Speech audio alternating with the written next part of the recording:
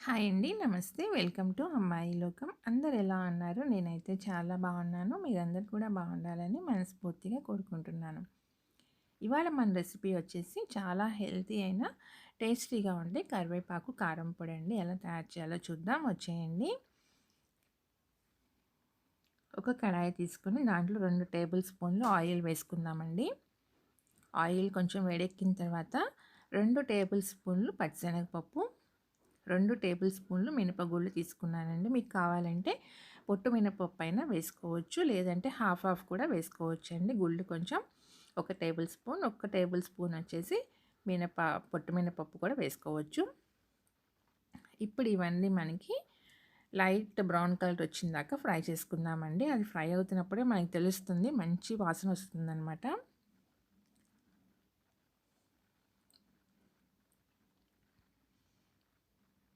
ఇప్పుడు ఇలా కొంచెం కలర్ మారిన తర్వాత 2 టేబుల్ స్పూన్లు వచ్చేసి తెల్ల నువ్వులు వేసుకున్నానండి నేను.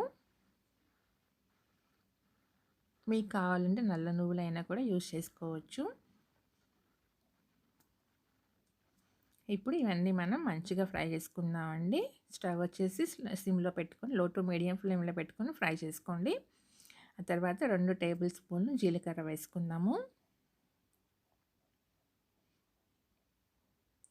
ఇవన్నీ వేగుతుంటే మనకి మంచి కమ్మటి వాసన వస్తూ ఉంటుందండి. ఇవన్నీ ఫ్రై అయిన తర్వాత ఒక టేబుల్ స్పూన్ వచ్చి మిరియాలు తీసుకున్నానండి నేను. ఆరోగ్యానికి చాలా మంచిది. డైలీ కనుక మనం ఒక అన్నం ముద్దలో కానీ లేదా ఇడ్లీ, దోశ దేనిలోకైనా సరే ఈ కారప్పొడి కొంచెం వేసుకొని తిన్నామంటే హెల్త్‌కి చాలా మంచిది.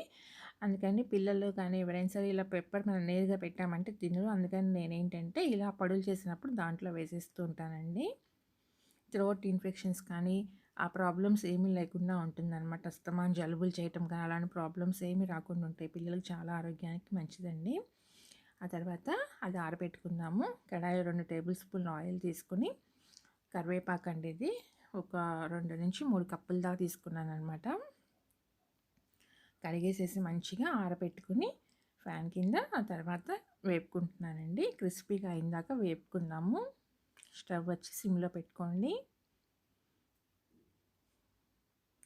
ఇదంతా చూడండి ఇప్పుడు మంచిగా క్రిస్పీగా అయిపోయిందండి. ఇప్పుడు స్టవ్ వచ్చి ఆఫ్ చేసుకుని ఆరబెట్టుకుందాము. ఆ లోపల వచ్చేసి మనం ఫస్ట్ పప్పులన్నీ ఆరబెట్టుకున్నాం కదా, అవన్నీ మంచిగా ఆరిపోయినాయండి. ఇప్పుడు మిక్సీ జార్ తీసుకొని ఇవన్నీ వేసుకొని పప్పులన్నీ ఫస్ట్ కోర్స్గా గ్రైండ్ చేసుకుందాము. మరి మెత్తగా పొడిలాగా చేసుకోవద్దండి. చూడండి ఇలా గ్రైండ్ చేసుకున్న తర్వాత ఈ లోపల కరివేపాకు కూడా మనకి ఆరిపోయిందండి. అది కూడా వేసుకుని పౌడర్ చేసుకుందాం మొత్తం కలిపి. ఇక్కడ ఎండుమిరపకాయలు కావాలంటే మీరు ఫస్ట్లోనే పప్పులతో పాటు ఎండుమిరపకాయలు కూడా ఒక 10-15 దాకా మీరు తినే కారానికి తగ్గట్టుగా వేసుకొని వేపుకోండి. నేనైతే ఏంటంటే కారం వేస్తున్నాను అనమాట, అందుకని నేను ముందు ఎండుమిరపకాయలు వేయించుకోలేదు. ఇక్కడ చిన్నుల్లిపాయలు వచ్చి ఒక 10 తీసుకున్నామండి, వెల్లుల్లి రెబ్బలు. 2 టేబుల్ స్పూన్లు కారం తీసుకున్నాను. రుచికి సరిపడినంత ఉప్పు వేసుకుందామండి. ఇప్పుడు ఇవంతా మనం మంచిగా గ్రైండ్ చేసుకొచ్చుకుందాం. చూడండి పల్స్ ఇస్తేనే సరిపోతుందండి 2-3 టైమ్స్.